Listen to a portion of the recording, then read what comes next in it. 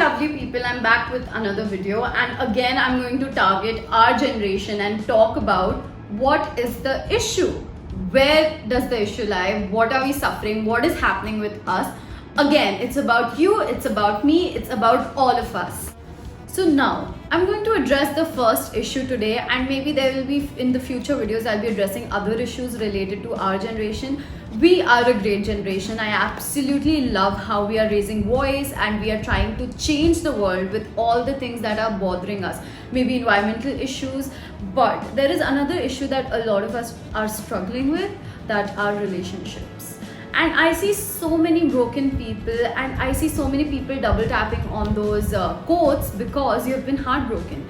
And today we are here to discuss what is wrong with our generation when it comes to dating. Why are we doing this? If we are doing all the right things, then what is happening with us here when it comes to relationships, right? So let's begin. So when we were young, it was so much simpler. If we liked someone, we told them. If we wanted to be with someone, we told them. And that's how it worked in general, right? But now it's so much more annoying and frustrating, and it's so screwed up, like how millennials are dating, that I think that it was time that someone addressed it. So today we're going to take it one step at a time. The first thing and the most infuriating thing is ghosting someone. Like, I don't know how is it okay. Okay, I'm not gonna get like into the flow, but I'm gonna talk point by point. Yeah. So how is it okay to ghost someone and not reply? Like, I don't understand how, as a generation, we have accepted the fact that if someone is not interested, or you are talking to someone and they just stop responding because they don't have it in them to just leave a text that I'm not interested. Like, having confrontations has become such a big deal. For example, I'm talking to a boy and we're texting and he gradually loses interest, right? Like, that's okay, but he won't leave a text that, like, I'm sorry but I don't feel the same anymore, or any of it. Like, he just stops responding. And as a generation, we've just accepted it, like, so simply. And I feel so many girls and boys are literally like feeling sad about this, that oh my god, that person just ghosted me, and we've just accepted it. Even in like Dear John, there's like a letter in the foyer left for the person to read. But in our generation, it's not even a text. And texting has made it so much easier. Imagine that in real life you had someone you talked to, but you randomly just stop talking to them because you lose interest and you just cross each other every day.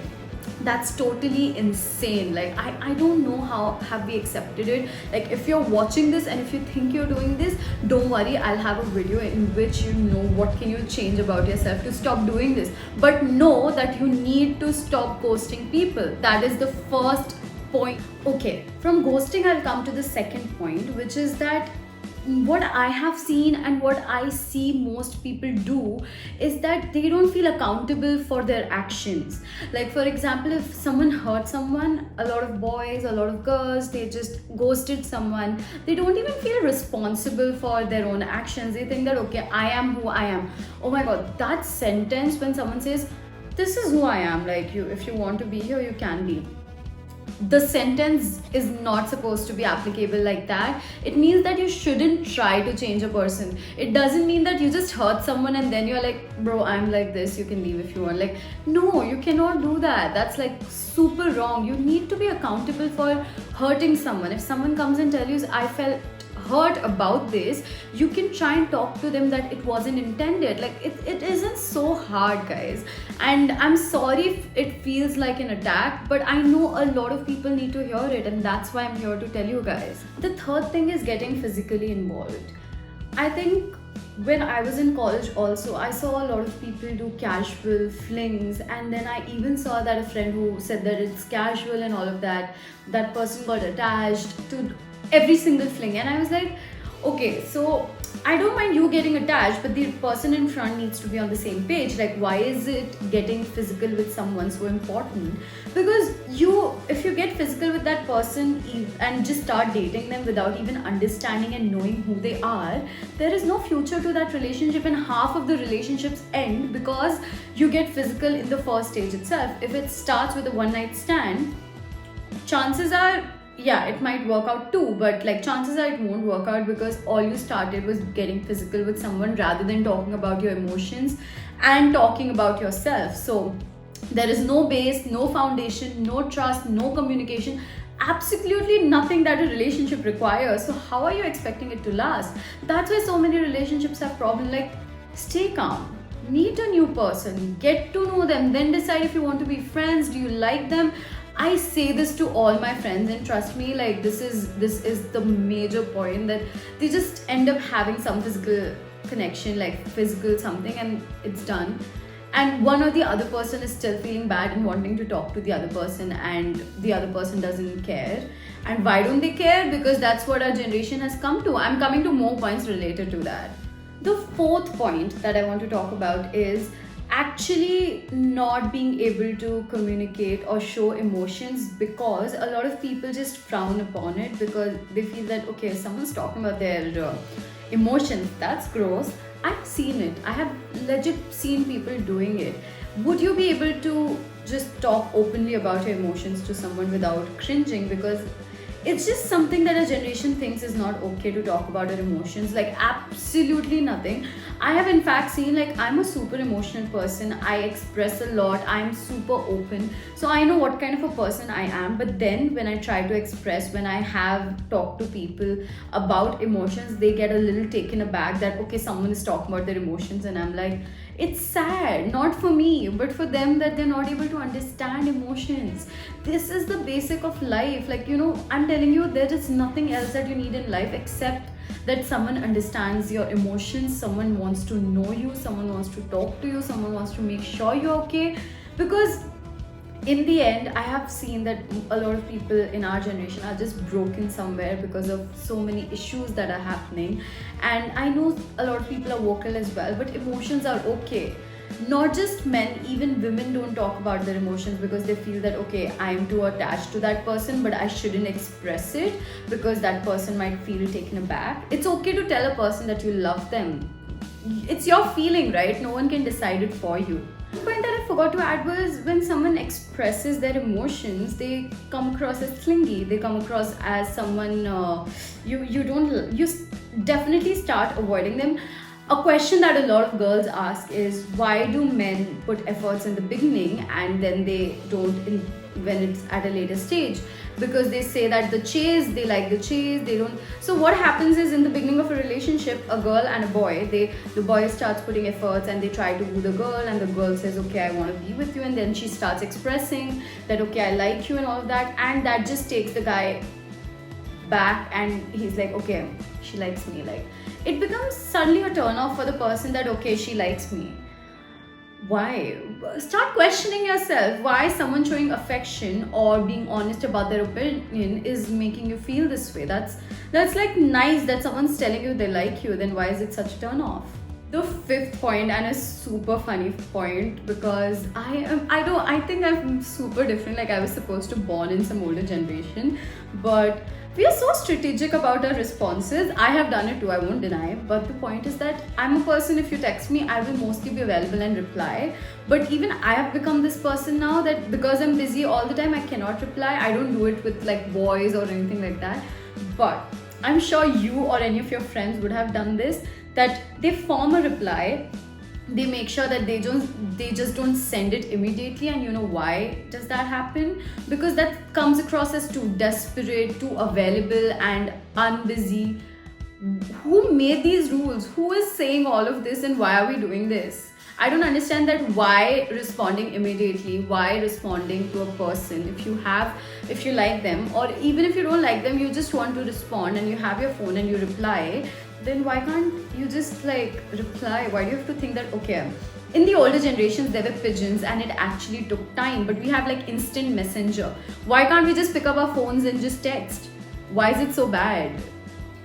This is why this was created, so we could text instantly, right? Now we have watches, right? Like, I get messages here, I don't get the time to reply sometimes, but the point is, you have the messages, you can get the messages, so everyone can reply. It's not like you are super like, what do I say? Sorry, I forgot the word. You say super vela, that means that you're not at all busy, you're just chilling in life, you have nothing to do, that's why you're replying. So that's not it. Like, please be okay with someone texting you immediately, and make sure that you also reply if you're free. Like, it's not a big deal.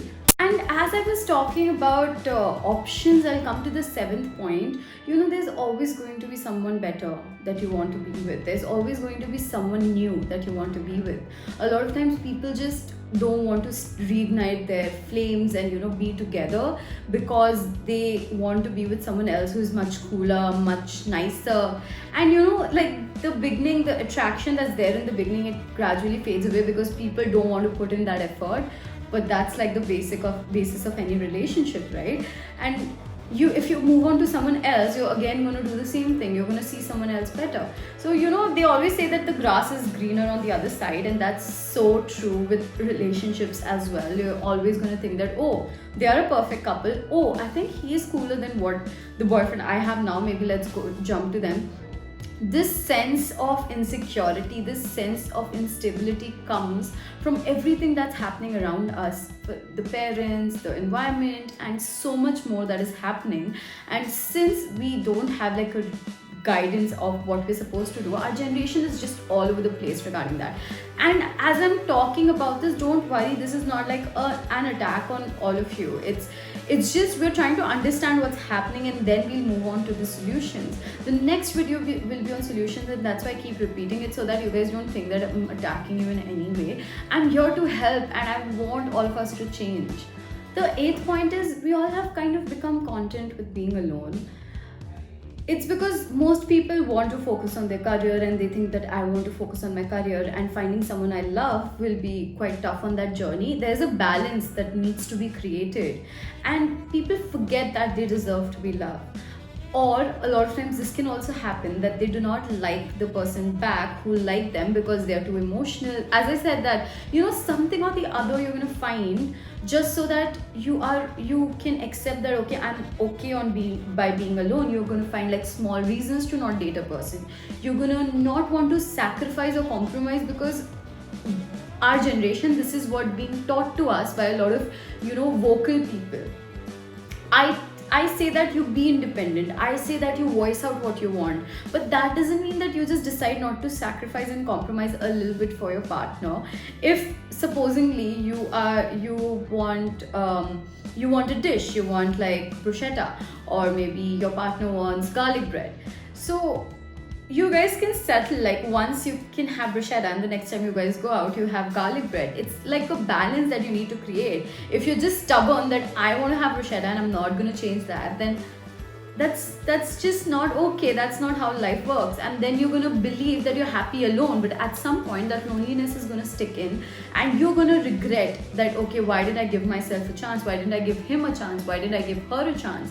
So please make sure that you let the space of love walking into your life. You just don't back out because you just want your bruschetta.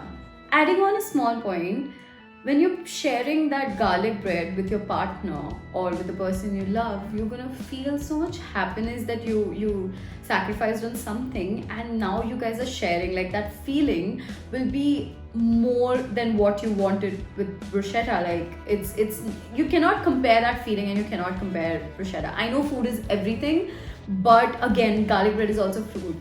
So using these metaphors, I don't know if you guys can understand what I'm trying to say, but I do hope that you understood that sacrifice, compromise, adjusting is all part of a relationship while maintaining your individualistic tendencies or you are as an individual. A balance of both.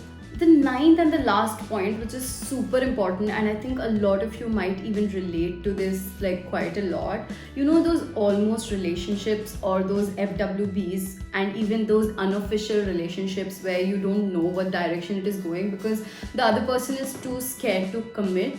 And even maybe you are scared to commit and both of you don't know how is it going. There's so much confusion, frustration, annoyance, because you might actually like that person but you don't know where is it going.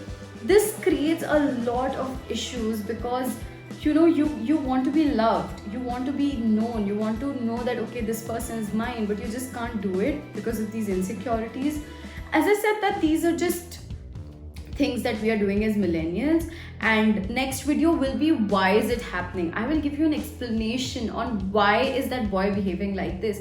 And it's not just you that he is talking to you and saying this to you and then he just ghosts you. but he's doing this to other people also. And it's not that girl that you're thinking about as well. It's a lot of people who are doing this because they have commitment issues, they have insecurities, and a lot more.